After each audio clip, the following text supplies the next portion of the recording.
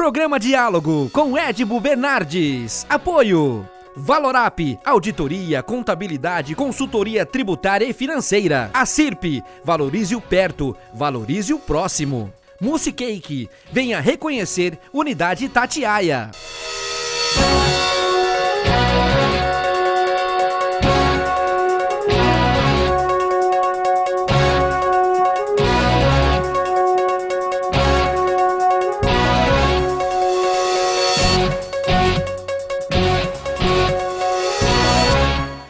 Olá, estamos iniciando mais um diálogo e hoje o tema é extremamente importante e interessante, que é a dor, né? Quem é que gosta de dor, quem sabe lidar com a dor. E eu convidei o doutor e mestre em ciências pela Universidade de São Paulo, Rogério Liporassi, especialista em dores crônicas e dores decorrentes da prática de esporte. E que tem esse livro aqui, ó. Eu vou mostrar para vocês, aqui, ó. A vida sem dor é possível. E é mesmo, doutor Rogério? Obrigado por estar com a gente. Edmo, é um prazer falar contigo, prazer ser aqui, estamos na mesma cidade, e realmente é possível. Por quê? Porque nós precisamos ter estratégias para conseguir deixar o sofrimento em segundo plano. Isso não quer dizer que ele será totalmente anulado, mas a vida, como uma caminhada, como uma estrada em busca de objetivos, sejam quais for os obstáculos que nos puserem, quando a gente perde um ente querido, ou quando a gente tem uma grande frustração, ou mesmo nesse caso que eu trabalho, quando nós temos um sofrimento físico, uma dor física, é possível tentar deixar essa dor no segundo plano, com estratégias de treinamento, de tratamento, e assim continuar nessa caminhada em busca da nossa plenitude. Doutor, a Associação Internacional para o Estudo da Dor, IASP, sim, define: dor é uma experiência sensorial ou emocional. Exatamente. Percebe que a gente sempre pensou, e o público em geral, pensa que eu tenho dor é sinal de que eu tenho um rasgo, uma lesão, uma avaria nos tecidos do meu corpo.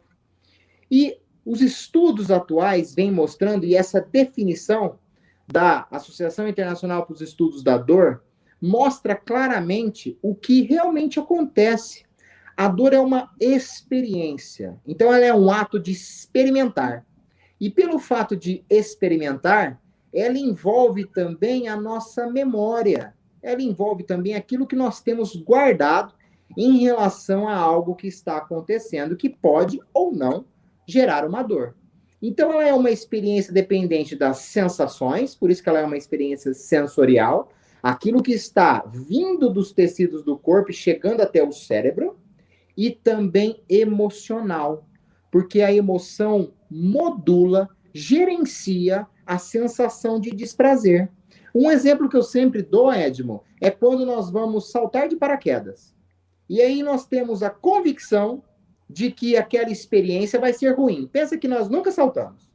E eu tenho ali, eu já li a respeito, as pessoas já me contaram, olha, é uma experiência muito ruim. Aquilo vai aflorar certas emoções. Esse medo que eu posso surgir pode me dar um sofrimento físico. Ao contrário, também é verdadeiro. Eu posso ter sido municiado com informações de que é muito legal, vai ser muito bom, ou eu já ter saltado e ter gostado, e essas experiências anteriores modularem uma sensação de prazer e não de sofrimento. Então, com o sofrimento físico, com a dor que a gente sente no joelho, no tornozelo, também depende dessas emoções. E podem ser, da mesma forma que elas vêm para ser desagradáveis, eu talvez não vou deixar elas agradáveis, mas eu posso pelo menos arrefecer, se eu controlar aquilo que está subindo para o cérebro e se eu controlar também as emoções via atividade física. Então, mas sensorial ou emocional, ela também carrega bastante subjetividade, né? Muita subjetividade, e esse é um ponto importante que faz com que eu tento falar para os meus pacientes que é para eles ficarem otimistas. Por quê? Porque ela não envolve só o físico, ela envolve também gatilhos que a gente chama psicossociais. Eu vou explicar. Nós temos ali aconteceu com alguém um entorse de tornozelo, alguém foi lá e torceu o pé. Naquele momento em que torce o pé, perceba que subiu as informações sensoriais para o cérebro. É o cérebro quem vai interpretar o que está acontecendo. Só que o cérebro não vai considerar somente aquelas informações que aconteceram lá no meu pé, no meu tornozelo. Ele vai pegar também as informações. Se eu tenho uma crença de que torcer o pé é prejudicial, ele vai considerar isso. Ele vai considerar o meu estilo de vida. Eu sou sedentário, então eu suporto menos entorses. Ele vai considerar, você está trabalhando muito, você está tendo muito estresse no trabalho? Ele também vai considerar. Ele vai juntar, se eu estou dormindo muito ou estou dormindo pouco, então a minha capacidade de lidar com estresse e o entorse é um tipo de estresse. Ele vai juntar todas essas informações, mais a informação física que chegou até ele, vai perceber, essa pessoa não tolera esse tipo de coisa, preciso mandar um alerta para ela se proteger. E aí ele manda a dor. Só que esse alerta, em alguns casos, ele é um alerta que está falho, está descoordenado. A pessoa tem tanto desses outros gatilhos que, hora que chega uma informação do físico, talvez essa informação é muito leve, como um entorse leve que não lesionou nenhum tecido importante, mas a pessoa passa semanas com dor. E a gente sabe, quando a gente está mais estressado ou com muitos conflitos internos, a nossa sensibilidade fica alterada. Nós ficamos mais sensível. Então, nós temos a chance de sentir mais desprazer. E a gente consegue controlar isso expondo a pessoa a situações que vai mostrar que aquele tornozelo dela suportam carga.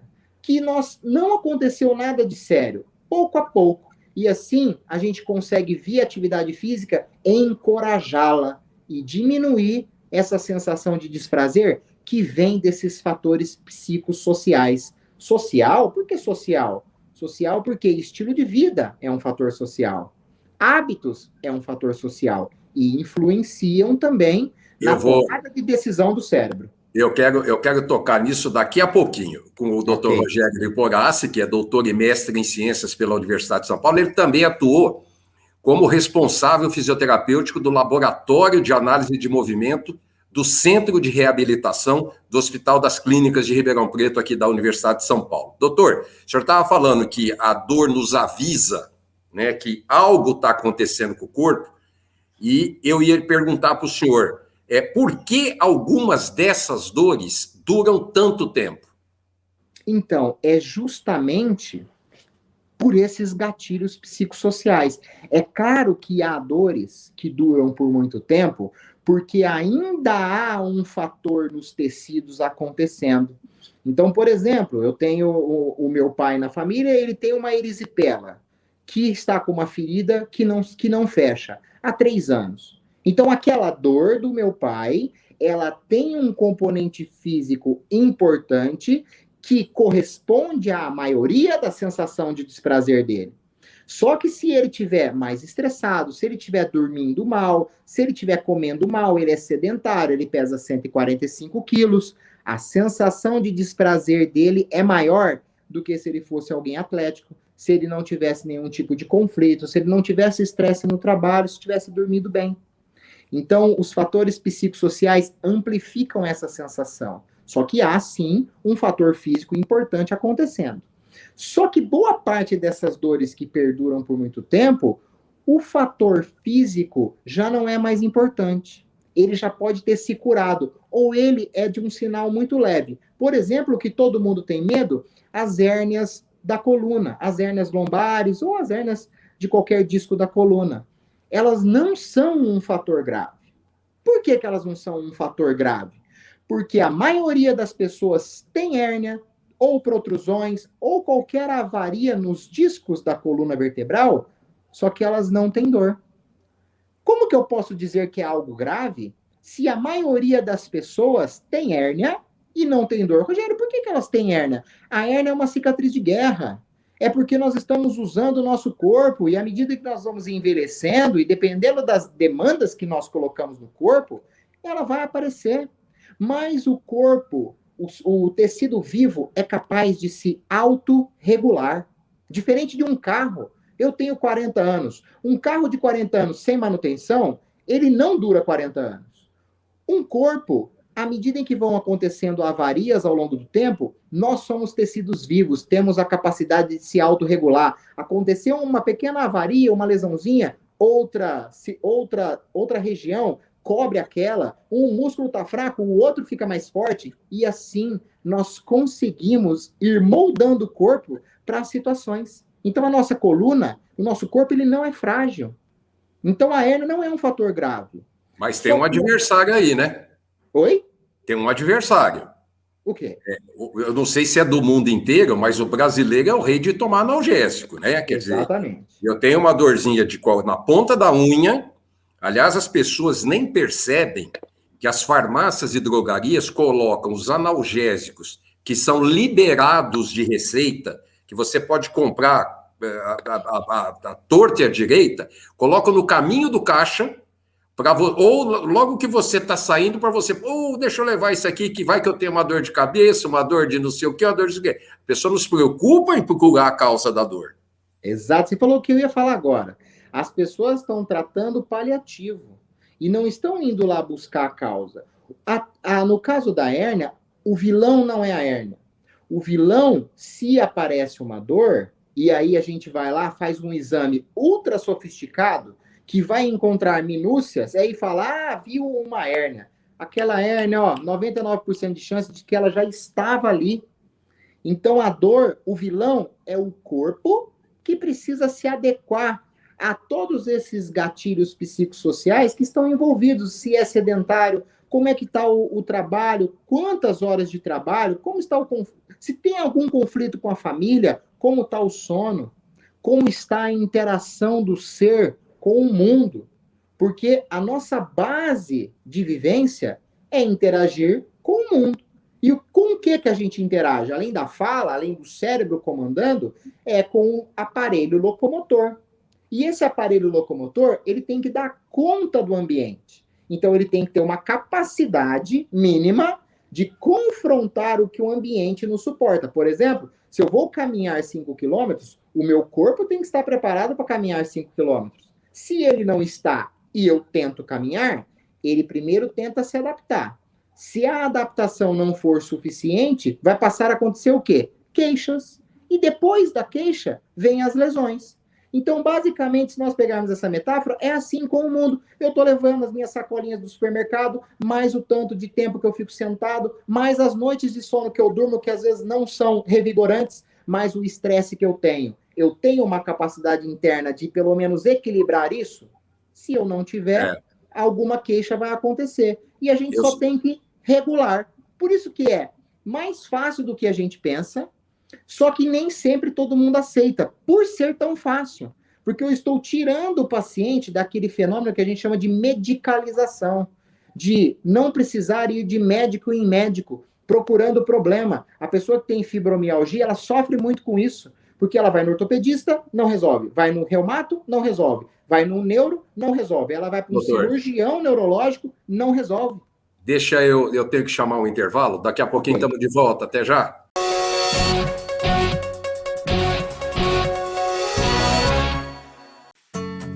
Hoje eu quero aquela brusqueta de pepperoni. Eu não vejo a hora de provar o confit de pato. Ou será que peço o risoto de carne seca, hein? E eu mereço o brownie de sobremesa. Eu vou pedir a torta de chocolate com gelé de damasco. Nossa, a gente nem chegou e já tá pensando na sobremesa. O mousse cake da Itatiaia agora é My Mousse Cake. O mousse cake que você sempre amou, com tudo que você sempre pediu. 1924. O desafio está no ar. Rádio Clube. Liderança total. Valorize o perto. Valorize o próximo. Nós, empresários e comerciantes, nos reinventamos, nos desdobramos, juntamos força e criatividade para permanecer perto em um momento tão importante. Valorize aqueles que continuam ao seu lado, servindo, garantindo que você sempre esteja abastecido de cuidado e carinho em momentos como este. Valorize o comércio local. Ele depende de você. Realização: Associação Comercial e Industrial de Ribeirão Preto. Trabalhando para que todos possamos superar esses momentos difíceis. Voltamos a apresentar Diálogo, Apoio, Valorap, Acirp, Musicake. Estamos de volta com o segundo bloco do programa, recebendo o Dr. Rogério de Porassi, doutor e mestre em ciências, especialista em dores crônicas e dores decorrentes das práticas esportivas. Eu estou com o livro dele aqui para vocês verem, que é A Vida Sem Dor é Possível. Esse livro esteve entre os 10 mais vendidos e tem o prefácio do renomado escritor, autor, Augusto Cury, doutor Augusto Cury, né? E que escreveu o prefácio desse livro. E eu saí, doutor, do primeiro bloco, nós estávamos falando, e eu queria falar um pouco sobre as dores por mudanças de hábito, mudança de vida. Então, por exemplo, a pessoa coloca um guarda-roupa novo em casa. O guarda-roupa anterior, ela pegava a calça a uma altura mediana, que ela estava acostumada a pegar a calça numa altura mediana. Já nesse novo guarda-roupa, a calça está no design novo para baixo ou para cima, tanto faz. Mudou anos de hábito de se pegar a calça a essa altura. Aí, claro que vão acontecer algumas dores por conta dessa mudança de hábito. Concordo. E o que acontece? Muitas vezes a gente coloca a culpa no guarda-roupa, que a culpa é do guarda-roupa, sendo que o que acontece? O meu corpo, ele estava treinado, adaptado para fazer uma tarefa. Então, aquelas musculaturas do braço, do tronco, do ombro, elas estavam envolvidas em fazer aquele tipo de tarefa. A partir do momento em que eu mudei a tarefa, eu preciso, no mínimo, fazer uma adaptação. Ou, se eu não fizer nenhuma adaptação, pelo menos eu preciso entender e saber que estas queixas podem acontecer. Mas é difícil. Só o fato de eu saber... É difícil da pessoa perceber. É difícil. Porque você acha que uma mera posição de anos de pegar uma calça a essa altura, o fato de ter mudado a altura dela pode dar uma dorzinha aqui no ombro, no cotovelo, a pessoa acha que é alguma outra coisa, jamais essa mudança de hábito. E às vezes ela vai para um profissional consultar, e o profissional pode pôr a culpa no guarda-roupa. E não é o guarda-roupa, porque é muito mais fácil, nós temos, e não é só o brasileiro, no mundo, nós temos uma crença de que nós precisamos passivizar o ser humano e tentar fórmulas mágicas ou poções mágicas para resolver todos os problemas, ou terceirizar os problemas. Então é mais fácil eu culpar o guarda-roupa e falar, você precisa voltar para o guarda-roupa antigo. Ou é mais fácil eu tentar aplicar uma injeção no joelho e falar, isso aqui que vai te curar. Do que eu pensar e refletir em que o meu corpo não está treinado para isso. Não é o guarda-roupa que é o vilão. Vai que eu tivesse uma dor lá atrás, quando eu comecei com aquele guarda-roupa mais baixo, o problema não é o guarda-roupa. O vilão é o meu corpo que não está adaptado. Mas isso podemos trabalhar. É fácil de trabalhar. E quando tem alguma queixa e vai para o fisioterapeuta ou para o ortopedista, essa é a premissa que nós precisamos ter em mente. De que, ao invés de eu tentar mudar todo o ambiente, eu vou adaptar o meu corpo para aquele ambiente. Por quê? Porque eu vou passar anos fazendo aquilo. Se eu não adaptar o meu corpo, o ambiente, uma hora, ele vai falhar, porque ele não é um tecido biológico. Nós nos autorregulamos. O ambiente não. Um tecido não biológico não adapta. O guarda-roupa vai quebrar. Mas aí nós podemos chamar a atenção do público, que eu estou falando essa ideia da calça, da altura da calça, que muita gente pode até pensar que é esdrúxula, mas não é. Não é. Mas aí vamos para as pessoas se alertarem. Por exemplo, uma pessoa troca de carro. Aí o banco É um outro banco que pode trazer algum desconforto, algum tipo de coisa. A pessoa né, está acostumada há anos andando com salto de borracha, alguma outra coisa. A pessoa, enfim, está acostumada a descer de elevador e começa a descer de escada. Quer dizer, eu quero alertar o público que a mudança de hábito é uma coisa muito mais corriqueira do que as pessoas estão imaginando. Muito mais, muito mais. E a gente tem que entender o nosso corpo em relação a esse novo ambiente. É isso que a gente tem que entender. Nós não temos que nos colocar como amedrontados, que é o que muitas vezes a nossa cultura sempre fez. Cuidado com a postura de olhar o celular quando você passa muito tempo com ele, porque isso pode dar dores no pescoço. Eu ia tocar nesse assunto. Eu ia tocar no assunto do celular, que também é cheio de exemplos aí. Eu não sei o que é mito e o que é verdade. Exato. E aí, o que a gente tem que fazer? O pesquisador, o cientista, ele tem que sempre ser cético. E aonde que ele vai diminuir essas incertezas? Porque um cético é uma pessoa que tem muita incerteza em relação a qualquer assunto. Ele, como cético, ele vai dirimir essas incertezas pesquisando. E o que a ciência mostrou? A partir do momento em que veio essa ideia do celular, que pode causar dores no pescoço, e é plausível, né? É plausível. Existe uma ideia de que pode haver uma pressão aumentada se você ficar com a cabeça abaixada. Só que se a gente olhar lá para os anos 30, os anos 40, as pessoas ficavam muito de cabeça abaixada lendo jornal, lendo um livro. Era a mídia da época. E nem por isso eles tinham aumento das dores no pescoço. E aí a ciência fez o quê? Vou pesquisar. E testou essas pessoas, acompanhou essas pessoas ao longo do tempo, que tinham dores e que não tinham dores, que usavam muitos celulares. O que eles viram? Não encontraram uma relação entre o uso do celular e surgimento de dores no pescoço. Então, usar celular por tempo prolongado, segundo a ciência de qualidade, não é um fator de risco para dores no pescoço. Por mais que possa ser plausível a ideia, mas da mesma forma que parece plausível a ideia de que se nós olharmos para cima, quem se movimenta é o Sol e não a Terra. Mas a pessoa também não pode confundir, porque se ela começar a usar o celular assim, ó, vai dar dor no pescoço, sim, quer dizer, mas não pelo celular, você está torcendo, Exatamente. você está matando um frango, né? Exatamente. Você está basicamente matando um frango para comer. Percebe como o vilão é o ator e não o aparelho. O aparelho não é o vilão.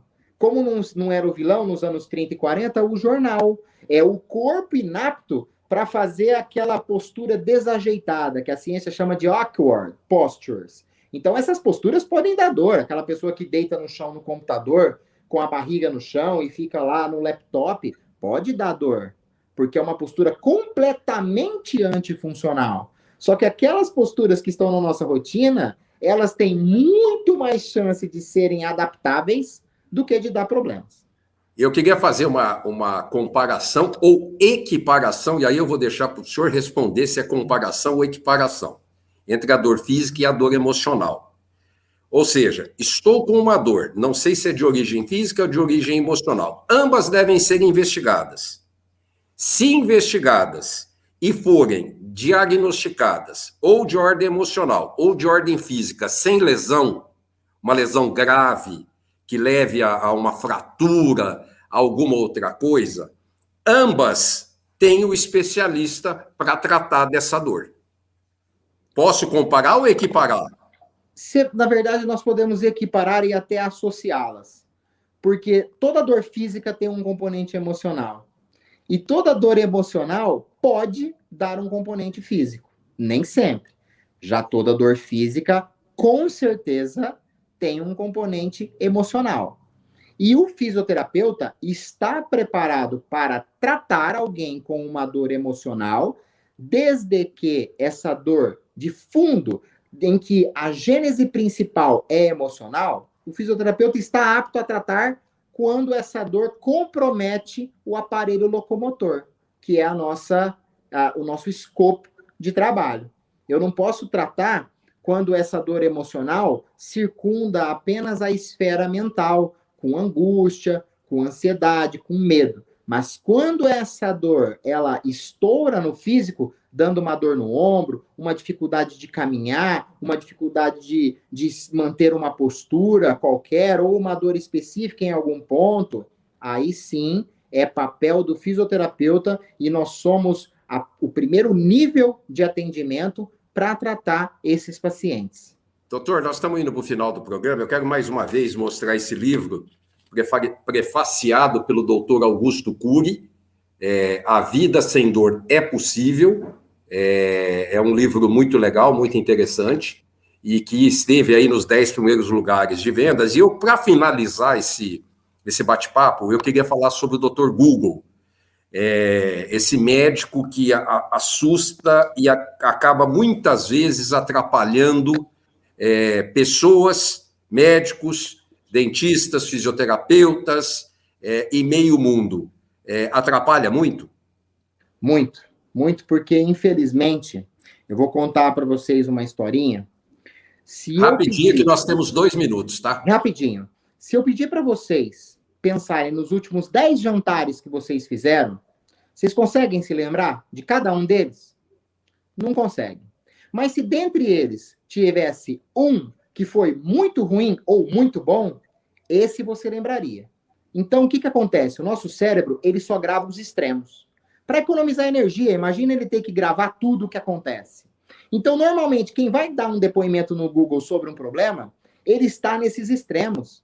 Então, alguém que tem uma dor, ele vai lá colocar o seu depoimento, mas não vai dizer que depois de 3 dias aquela dor passou. Ele vai deixar o depoimento lá, porque ele só registrou aquilo que marcou na cabeça dele. Então, quando a gente vai procurar no Google, nós temos esse problema. Sempre vai ter os extremos lá. É muito difícil a gente lidar sem estar sendo orientado por um profissional capacitado, um médico, fisioterapeuta ou psicólogo, que são os 3 que vão trabalhar com dores crônicas. Então, o Google, ele mais atrapalha do que ajuda. Quero agradecer ao Dr. Rogério Liporassi, mestre e doutor pela Universidade de São Paulo, que nos colaborou, que nos trouxe aqui o seu livro, que eu já mostrei várias vezes, prefaciado pelo doutor e escritor Augusto Cury, que nos falou um pouco sobre a questão da dor e como resolvê-la. Muito obrigado, doutor. E, gente, semana que vem estaremos de volta. Até lá. Programa Diálogo com Edibo Bernardes. Apoio Valorap, auditoria, contabilidade, consultoria tributária e financeira. A CIRP, valorize o perto, valorize o próximo. Musicake, venha reconhecer Unidade Itatiaia.